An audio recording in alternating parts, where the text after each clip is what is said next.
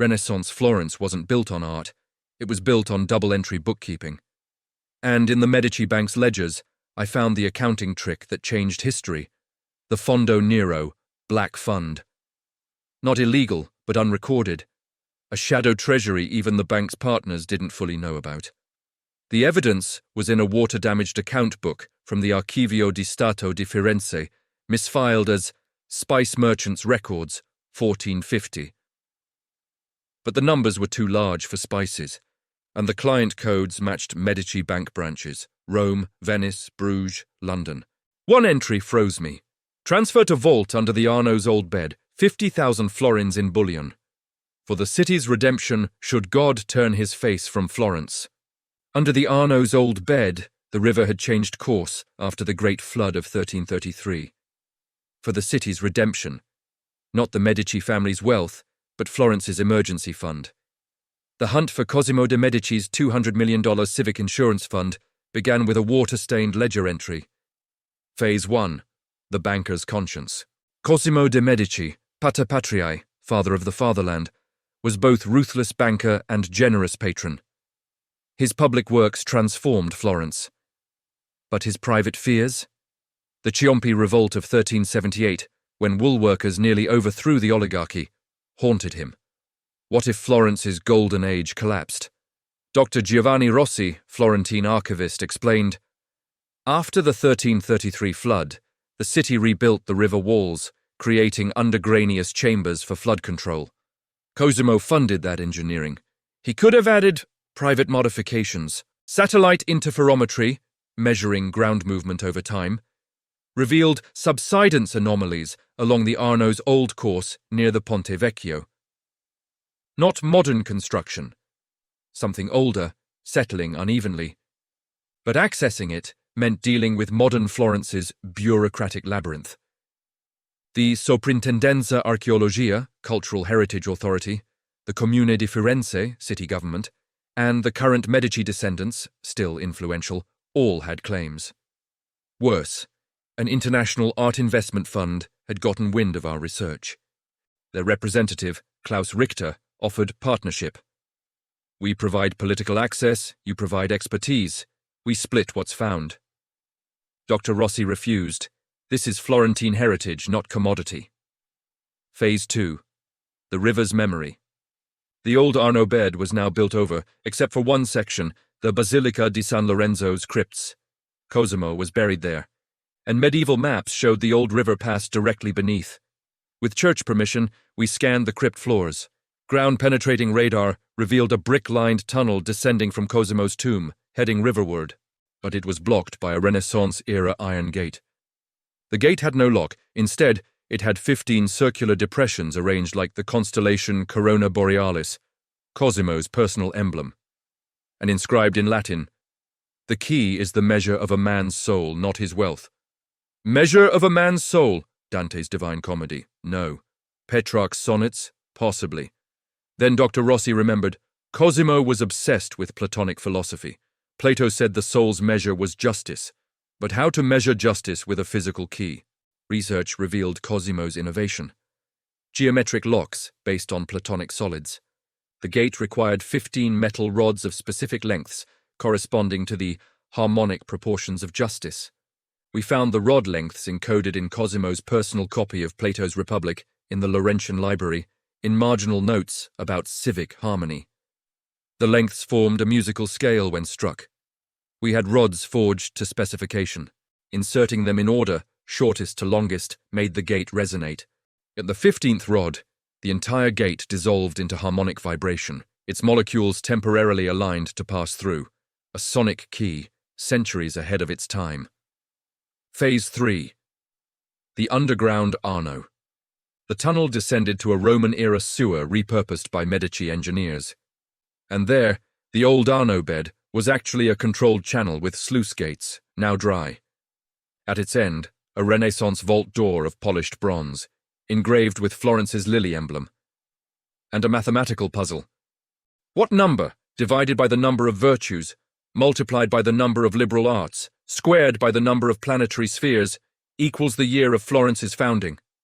Florence was founded 59 BC. The virtues, 3, faith, hope, charity. Ex-liberal arts, 7, ex-planetary spheres, 9 in medieval cosmology, Chubbard 189. Dr. Rossi recalculated, not multiplication, sequential operations, and year of Florence's founding might be Florentine calendar, 59, BCE, year 7000 in Florentine reckoning, from creation.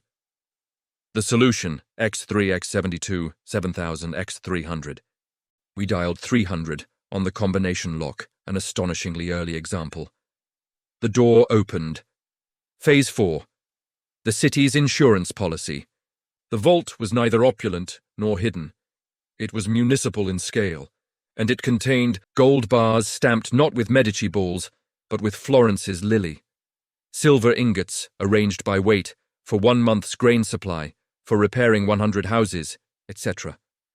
Chests of coin, not just florins but Venetian ducats, Roman scudi, even Byzantine hyperpyra, international currency for trade crisis. Document chests with city plans, engineering diagrams, agricultural manuals. But the centerpiece was a marble tablet inscribed with Cosimo's civic will. To the future citizens of Florence, I, Cosimo di Giovanni de' Medici, have gathered this reserve not for my family, but for our city. Should plague, war, or flood return, use this wealth to rebuild. Should the Medici fall, let this ensure Florence does not fall with us. Wealth is a trust, not a possession. The true treasure is Florence itself. Guard her well. This was no personal hoard. It was a sovereign wealth fund for a city-state, established 550 years before such concepts became common. Even more remarkable, ledgers showing the fund had been actively managed. Investments in Venetian trade, English wool, German mines, all profits reinvested. The last entry, 1737, when the Medici line died out. Then silence. Phase 5. The modern inheritors. We emerged to a legal storm. Italian state claimed it as national treasure. Florence municipality claimed it as civic heritage. Medici descendants claimed it as family property. The Art Investment Fund threatened lawsuits about finders' rights. Dr. Rossi made the decisive argument. Cosimo specified for the citizens of Florence. Not the state, not the family, the citizens. A public referendum was proposed. Florentines would decide, sell the gold for public works, keep it as reserve, create a museum, but first valuation. Gold, 2,000 kilos, $120 million. Silver, 10,000 kilos, $8 million. Historical coins, 50 million numismatic value. Documents, artifacts, priceless. Total insured value, $200 million, yet the financial value paled next to the philosophical revelation. Cosimo de' Medici, often painted as corrupt banker buying influence, had secretly created the world's first urban endowment fund. Phase 6. The Florentine Compact. The referendum results. 68% voted to create the Fondo Cosimo, a permanent endowment managed by Citizens Committee, funding flood prevention, ironic given the Arno's history, arts education, honoring Renaissance legacy, microloans for artisans, continuing Medici banking tradition, historical preservation. The gold remains in Florence, in a new museum of civic memory beneath the Uffizi, displayed not as treasure but as testament to civic responsibility. For me, the discovery redefined the Renaissance. It wasn't just art and humanism, it was the birth of civic finance. Cosimo understood that wealth untethered to social responsibility was empty. He hid gold not from tax collectors, but from future short-sightedness. Sometimes the greatest fortune isn't what's accumulated, but what's institutionalized.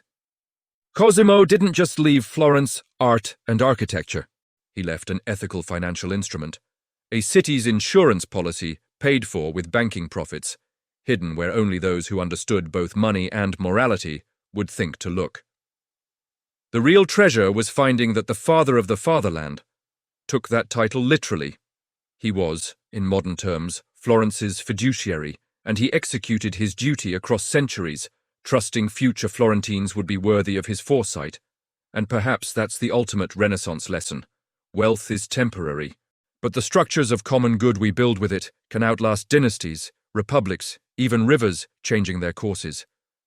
Gold flows like water, but civic wisdom, once embedded in vaults and wills, can guide that flow for half a millennium.